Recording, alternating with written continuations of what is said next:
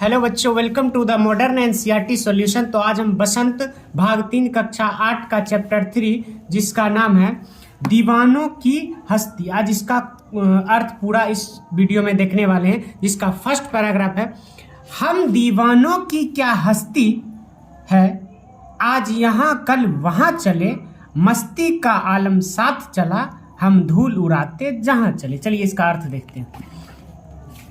हम दीवानों की कोई हस्ती नहीं होती है, हम एक सामान्य से व्यक्ति हैं। हम आज यहाँ कल वहाँ के लिए चल देंगे।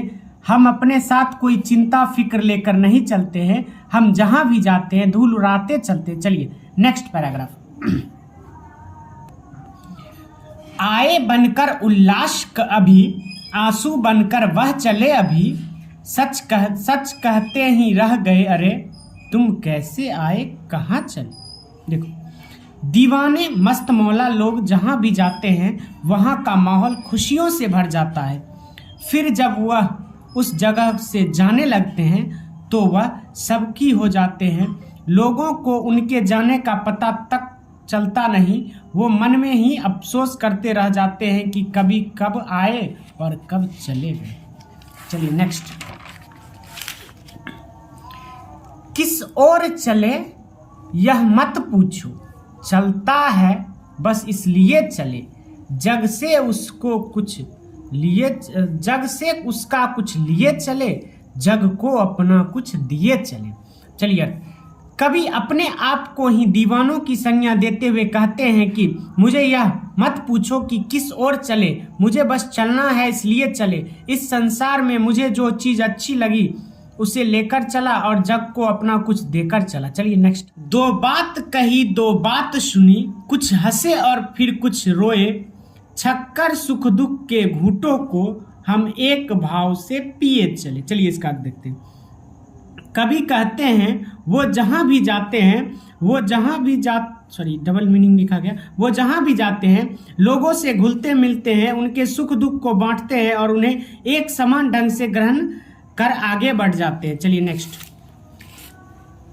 हम भिखमंगों की दुनिया में स्वच्छंद लुटाकर प्यार चले, हम एक निशानी सिर पर ले असफलता का भार चले। इन स्वार्थी लोगों की दुनिया में हमारा स्वच्छंद प्यार यानी सबको बराबर मिलता है, जिनको जीवन में काफी बार असफलता और हार का स्वाद चखने को मिला है, हम उनका भी भार उठाने को नहीं देते और उनका भी भार स्वयं उठाकर चलते हैं। चलिए नेक्स्ट लास्ट। अब अपना और पराया क्या, आबाद रहे रुकने वाले, हम स्वयं बंधे थे और स्वयं हम अपने बंधन को तोड़ चले। कभी कहते हैं कि इस दुनिया में अपना और पराया क्या, हमारे लिए सभी बराबर हैं। इन रास्तों पर जो कोई बंधन में फंसकर रुक जाते हैं वो आबाद रहे, और कभी कहते हैं कि हम अपने आप बंधे थे और अपने आप को ही बंधन तोड़ दिए। चलिए इसके क्वेश्चन आंसर की तरफ चलते हैं कविता से। पहला क्वेश्चन क्या है, कवि ने अपने आने को उल्लास और जाने को आंसू बनाकर वह जाना क्यों कहते हैं? क्योंकि कवि के आने से सबको खुशी मिलती है और कवि के जाने से सबको दुखी मिलती है, यही कारण है। देखो, कवि ने ऐसा इसलिए कहा है क्योंकि उसके आने से लोगों के मन में बहुत खुश है, दूसरी तरफ उसके जाने से भी लोगों को दुख होता है। वे उसकी होने की खुशी और जाने का गम में कमी अनुभव करते हैं। चलिए नेक्स्ट। भिखमंगों की दुनिया में बेरोक प्यार लुटाने वाले, कवि ऐसा क्यों कहता है कि वह अपने हृदय पर असफलता का एक निशान भार की तरह लेकर जा रहा है? क्या वह निशान है या प्रश्न? कवि इस दुनिया में खुले दिल से प्यार बांटता है, बिना किसी उम्मीद के, लेकिन फिर भी उसे वह प्रेम और पहचान नहीं मिलती जिसकी चाह थी। इसलिए वह असफलता का एक निशान अपने हृदय पर लेकर जा रहा है, पर वह निराश नहीं है क्योंकि वह सुख दुख को भाव से स्वीकार करता है। चलिए लास्ट क्वेश्चन क्या है, कविता में ऐसी कौन सी बात है जो आपको सबसे अच्छी लगी?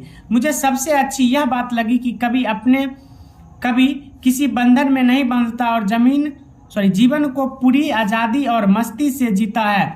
वह जहाँ जाता है वहाँ खुशी बांटता है और दुनिया से कुछ सीखकर उसे कुछ देकर आगे बढ़ जाता है।